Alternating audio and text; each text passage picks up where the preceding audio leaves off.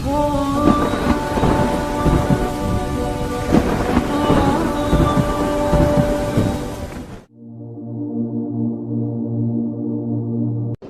منزل یہ نہیں ہے کہ ڈگری مل جائے اور جاب مل جائے، یہ بہت چھوٹے درجے کی چیز ہے۔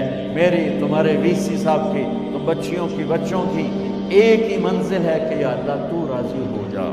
اللہ تجھے مرنے سے پہلے پہلے حاصل کرنا ہے، ڈھونڈنا ہے، پا لینا ہے، راضی کر کے مرنا ہے۔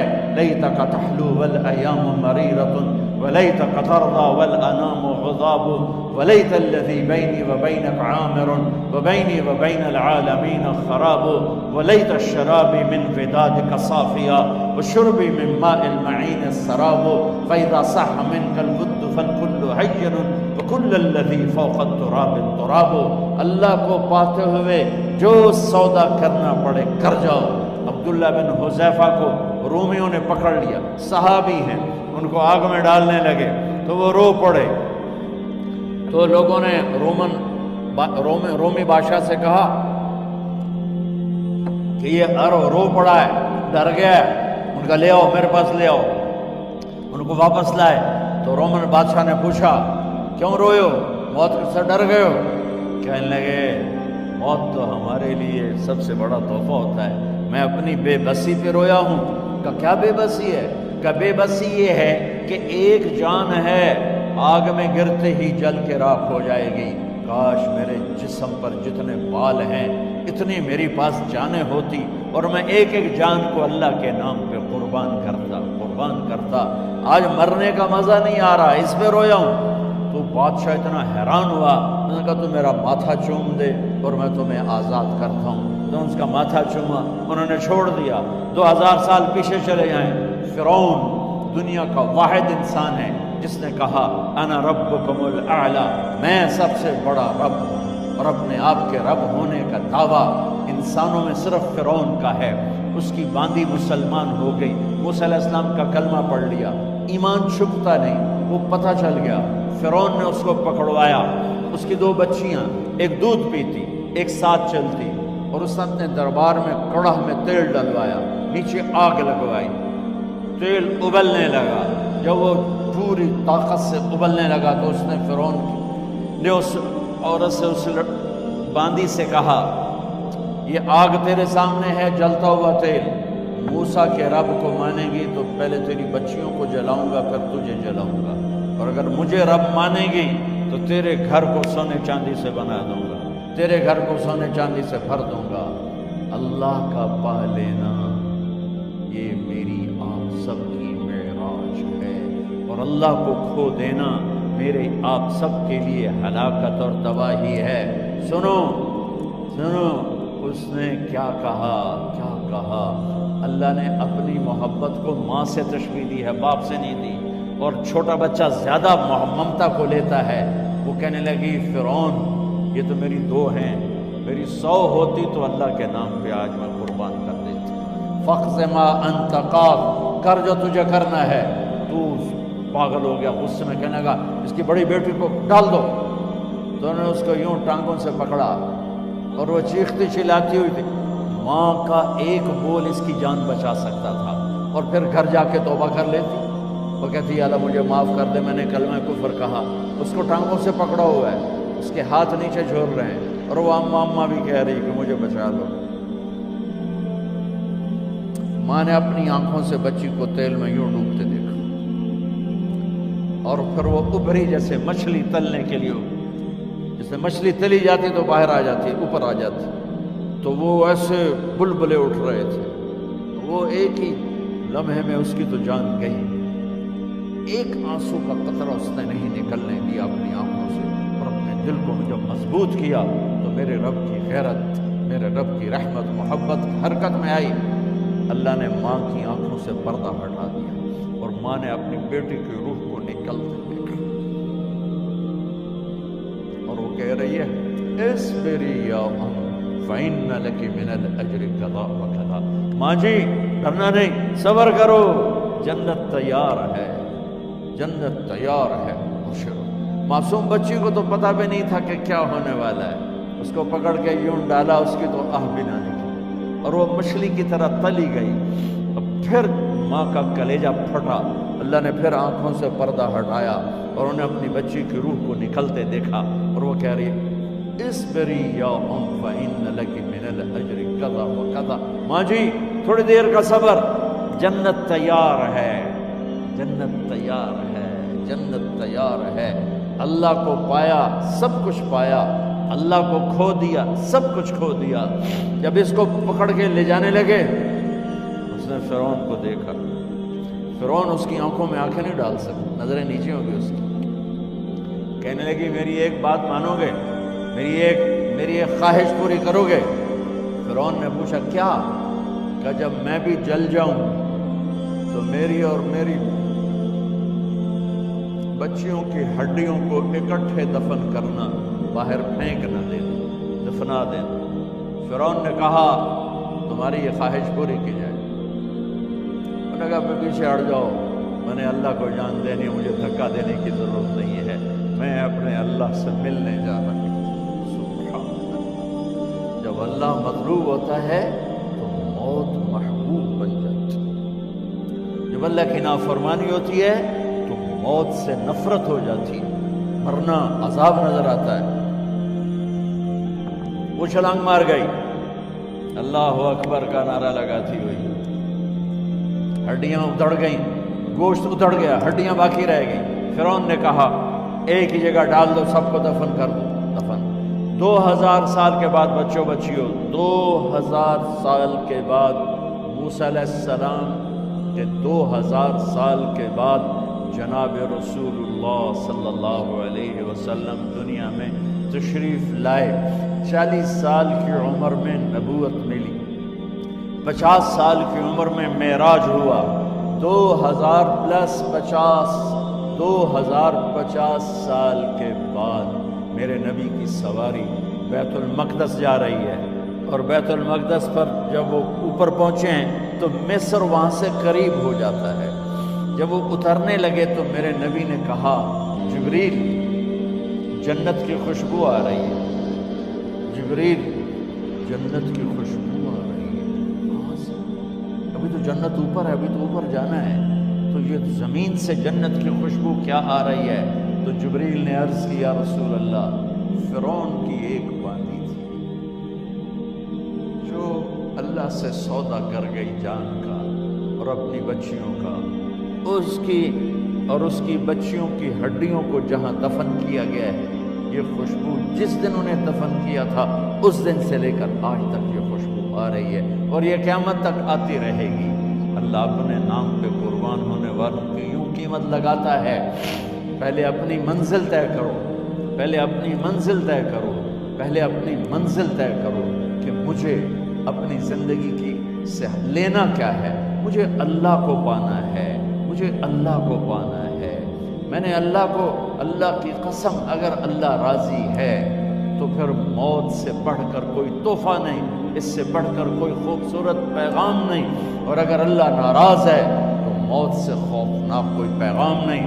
عمر بن عبدالعزیز 3 بر اعظم پر حکومت کی. عمر بن عبدالعزیز، بنو امیہ،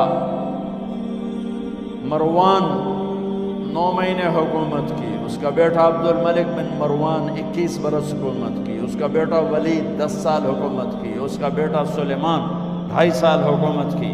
اسی تخت پر بیٹھے عمر بن عبدالعزیز. پہلے چاروں نے اللہ کے شریعت کو قربان کیا حکومت کے لیے. عمر بن عبدالعزیز نے اپنے آپ کو قربان کیا اللہ کے لیے. حکومت کو پاؤں کے تلے رکھا اور اللہ کی رضا کو سامنے رکھا.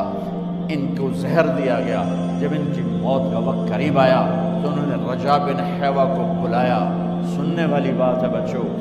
ان سے فرمانے لگے سنو، میں نے 3 بادشاہوں کو قبر میں اتارا. اب بچیاں تو قبرستان جاتی نہیں، ہم تو اپنے ہاتھوں سے قبر میں اتارتے ہیں اور اوپر مٹی ڈالتے ہیں اور اوپر اینٹیں ڈالتے ہیں اور پھر منو مٹی میں دبا کے واپس آتے ہیں. یہ منظر آپ بچیوں کے تو دیکھنے کا بھی نہیں ہے. وہ کہنے لگے میں نے 3 بادشاہوں کو مٹی میں ڈالا، لیکن ان کے کفن کی گرہ کو جب کھول کے دیکھا تو ان کے چہرے قبلے سے ہٹ چکے تھے. وہ رنگ ان کے کالے پڑ چکے تھے۔ ولید بن عبد الملک، سلیمان بن عبد الملک، عبد الملک بن مروان، عبد الملک باپ، ولید بیٹا، سلیمان بیٹا، یہ تینوں کا ان کے چہرے کالے ہو گئے تھے اور ان کا قبلے سے منہ پھر گیا تھا۔ اب میں مرنے لگا ہوں، مجھے پہلے ضرور چیک کرنا کہ میرا اللہ میرے ساتھ کیا کرتا ہے۔ پہلے تینوں کی ظلم کی حکومت تھی، ان کے چہرے قبلے سے کیوں ہٹ گئے؟ آپ کو عجب بات بتاؤں، ولید بن عبد الملک روزانہ تہجد میں کھڑے ہو کے 10 سپارے پڑھتا تھا، 10 سپاروں کی تلاوت تہجد میں کرتا تھا کھڑے ہو کے، اور قبلے سے چہرہ ہٹ گیا۔ سلیمان بن عبد الملک تہجد گزار، چہرہ قبلے سے ہٹ گیا، ظلم کیا، خون کو پانی بنا دیا، حکومت پر شریعت کو قربان کیا، رشتے ناتوں کو قربان کیا۔ اللہ نے قبلے سے چہرے، نمازیں منہ پہ مار دی، روزے منہ پہ مار دیے، حج زکاتیں منہ پہ مار دی، تہجد ان کے منہ پہ مار دی، اور ان کے چہروں کو قبلے سے ہٹا دیا اور رنگ کالے کر دیے۔ عمر بن عبدالعزیز نے اسی سلطنت کو عدل سے بھر دیا، اسی سلطنت کو عدل سے بھر دیا۔ کیسی سلطنت کی؟ جب گورنر تھے تو 60 اونٹوں پہ سامان چلتا تھا، جب امیر المومنین بنے تو بچے کہنے لگے ماں سے، بچے بچیاں 12 تھے، ماں سے کہنے لگے کہ عید کا موقع آ رہا ہے، ابا سے کہو ہمیں نئے کپڑے تو لے کر دیں۔ ان کی ماں کا نام ہے فاطمہ، بچوں کی ماں کا نام فاطمہ بنت عبد الملک۔ یہ دنیاوی سٹیٹس میں سب سے بڑی خاتون گزری ہے، آج تک اس کے لیول کی کوئی عورت نہیں آئی۔ دادا بادشاہ، باپ بادشاہ، 4 بھائی بادشاہ، 6 خامن بادشاہ، 7 نسبتوں سے یہ عورت شہزادی رہی ہے۔ حضرت عمر گھر آئے، بیگم نے کہا بچے کپڑے مانگ رہے ہیں۔ حضرت عمر کہنے لگے میرے پاس تو پیسے نہیں ہیں، تنخواہ میں تو مشکل سے روٹی پوری ہوتی ہے، کہاں سے لے کر دوں؟ تو تھوڑی دیر خاموش رہی بیگم، پھر کہنے لگی آپ ایسا کریں اگلے مہینے کی سیلری ایڈوانس لے لیں، اس سے میں کپڑے لے لیتی ہوں اور روٹی کا خرچہ میں مزدوری کر کے گھر بیٹھے مزدوری کر کے چلا لوں گی، آپ 1 مہینے کی تنخواہ ایڈوانس لیں۔ حضرت عمر بن عبدالعزیز واحد خلیفہ ہیں جن کے دور میں 3 بر اعظم میں زکوٰۃ لینے والا باقی نہیں بچا تھا۔ یہاں لاہور میں ان کی حکومت کے نیچے تھا، جنوبی اسپین فرانس ان کے حکومت کے نیچے تھا، کاشغر تک ان کے حکومت کے نیچے تھا، استنبول کے دروازوں تک ان کی حکومت تھی۔ 3 بر اعظم میں 1 آدمی زکوٰۃ لینے والا نہ بچا، اور اپنا حال یہ ہے کہ بیگم سے کہہ رہے ہیں پیسے کوئی نہیں، کپڑے کہاں سے لے کر دوں؟ اور بیگم طریقہ بتا رہی ہے کہ آپ اگلے مہینے کی تنخواہ ایڈوانس لے لیں، اس سے میں کپڑے لے لوں گی، اور چولہے کا خرچہ، روٹی کا خرچہ میں گھر بیٹھ کے مزدوری کر کے کما لوں گی۔ تو حضرت عمر کہنے لگے ہاں یہ ٹھیک ہے۔ باہر آئے وزیر خزانہ مزاحم، انہیں بلایا کہ بھائی ہمیں اگلے مہینے کی تنخواہ ایڈوانس چاہیے، یہ تنخواہ والے لوگ بیٹھے ہوئے تنخواہیں لیتے ہیں۔ اس نے کاغذ قلم آگے رکھ دیا، کہا حضرت یہاں لکھ کے دے دیں، آپ 1 مہینہ زندہ رہیں گے میں تنخواہ دے دیتا ہوں، آپ مجھے لکھ کے دے دیں آپ 1 ماہ زندہ رہیں گے میں آپ کو تنخواہ دے دیتا ہوں۔ چپ کر کے اٹھے، ایک لفظ نہیں بولے، گھر گئے۔ حضرت اپنی بیگم فاطمہ سے کہا بیگم بچوں سے کہہ دو کہ باپ کے پاس کپڑے لے کر دینے کی سکت نہیں ہے، اور خزانے ایسے بھرے پڑے تھے کہ زکوٰۃ لینے والا کوئی نہیں تھا۔ عید کی نماز ہوئی، نماز کے بعد جب ساری فیملی ملنے آئی اور بچے بھی ملنے آئے تو ان کو دیکھ کر ان کی آنکھوں میں آنسو آ گئے۔ کہنے لگے بچوں آج تمہیں دکھ تو ہوگا اپنے باپ پر کہ 1 جوڑا کپڑا بھی لے کر نہ دیا عید کا۔ تو ان کے ایک بیٹے نے کہا ابا جان آج ہم بڑے خوش ہیں، ہمارا سر اونچا ہے کہ ہمارے باپ نے مسلمانوں کے مال پہ ڈاکہ نہیں ڈالا، ہمیں قربانی کا بکرا بنایا، لیکن مسلمانوں کے مال میں خیانت نہیں کی۔ یہ ان کا طرز حکومت تھا، اس طرح انہوں نے حکومت کی۔ گھر میں تشریف لائے تو بیٹیوں سے بات کی تو انہوں نے منہ پہ سے دوپٹہ رکھا ہوا، منہ پہ دوپٹہ رکھ کے بات کریں۔ تو فرمانے لگے کپڑا تو ہٹاؤ، دوپٹہ کیوں رکھا ہوا ہے؟ تو گھر کی خادمہ زور زور سے رونے لگی، کہنے لگی امیر المومنین، آج آپ کی بیٹیوں نے کچا پیاز توڑ کے روٹی کھائی ہے تو وہ اس کی بو ہے منہ میں، آپ کو بو سے نفرت ہے، اس لیے منہ پہ کپڑا رکھ لیا ہے۔ تو حضرت عمر اتنا روئے کہ ان کی داڑھی تر ہو گئی۔ کہنے لگے آخر میں جب تھوڑا آسرے میں آئے، کہا میری بیٹیوں، تمہارا باپ تمہیں بڑے اچھے کھانے کھلا سکتا ہے لیکن میں جہنم کو برداشت نہیں کر سکتا، میں جہنم کی آگ برداشت نہیں کر سکتا۔ اب مرنے کا وقت آ گیا۔ جب وہ گورنر تھے تو 60 اونٹوں پہ ان کا سامان چلتا تھا، اور جب وہ امیر المومنین بنے تو عیادت کے لیے لوگ آ رہے تھے، تو سالے عیادت کے لیے آئے، فاطمہ کے بھائی، کپڑے دیکھے امیر المومنین کے، تو بہن کو ایک طرف کر کے فرمایا، بڑے نیک سرداروں میں سے تھے یہ مسلمہ بن عبد الملک، کہنے لگے امیر المومنین کے کپڑے تبدیل کروا دو، لوگ پوچھنے آ رہے ہیں تو میلے کپڑے اچھا نہیں لگتا۔ کہا جی بھائی کرواتی ہوں۔ اگلے دن جب وہ حال پوچھنے آئے تو پھر وہی کپڑے تھے، تو انہوں نے ان کو الگ جا کر کہا بہن میں نے تمہیں کہا تھا کپڑے بدلوا دیتی، کیوں نہیں بدلوائے؟ تو وہ رونے لگی، کہنے لگی کہاں سے بدلواؤں، جوڑا ہی ایک، کہاں سے بدلواؤں؟ اور حکومت کتنی تھی؟ 3 بر اعظم، 3 بر اعظم کی حکومت۔ ہمارا تو پٹواری امان کا نہیں ہے، وہ 3 بر اعظم کی سلطنت لے کر ایک جوڑے میں اللہ سے ملنے جا رہے ہیں۔ جب ان کا انتقال ہوا، سلیمان بن عبد الملک کی ڈیڈ باڈی جب قبر کے قریب لائے اتارنے کے لیے تو ایسے ایسے ہلنے لگا، اس کا پورا جسم ہلنے لگا۔ تو اس کے بیٹوں نے کہا کہ ہمارے ابا زندہ ہیں، تو حضرت عمر نے فرمایا بیٹو زندہ نہیں ہے، عذاب قبر جلدی شروع ہو گیا ہے، عجل اللہ بالعقوبہ، قبر کی پکڑ پہلے شروع ہو گئی ہے، چھپاؤ اپنے باپ کو جلدی۔ جب عمر بن عبدالعزیز کی ڈیڈ باڈی قبر کے قریب کی گئی اور ان کا بھائی اتارو، بھائی وہ باتیں شروع ہو جاتی ہیں، رومال ڈالو، چادر پکڑو، ادھر سے پکڑو، تو ایک دم ایسے ایک پرچہ ہوا میں اڑتا ہوا سب نے دیکھا، وہ آتے آتے آتے آتے آتے آتے یوں آ کے حضرت عمر کے سینے پر گر گیا۔ سب دیکھ رہے ہیں۔ جب پرچے کو اٹھا کے دیکھا گیا تو اس پہ ایک سطر پہ لکھا تھا بسم اللہ الرحمن الرحیم، اور دوسری سطر پہ لکھا تھا براءۃ من اللہ لعمر بن عبد العزیز من النار، یہ عمر کے لیے جہنم کی آگ سے نجات کا پروانہ۔ 3 بر اعظم کی سلطنت لے کر وہ جنت کا پروانہ لے کر دنیا سے گئے۔